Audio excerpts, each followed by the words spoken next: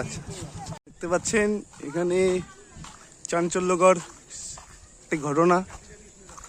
এখানে মদের দোকানকে ঘিরে জামালো হাই স্কুল পাড়ার পিছনে।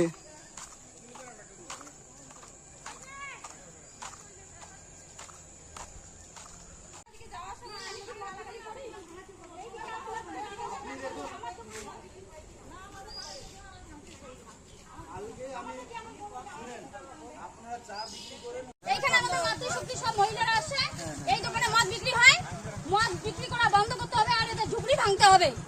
আমরা পুলিশ প্রশাসনকে খবর দিয়েছি, পুলিশ প্রশাসন মদ উঠাই নিয়ে গেছে, তারপরে এদের ব্যবস্থা কি করে আমরা দেখতে চাই। আচ্ছা।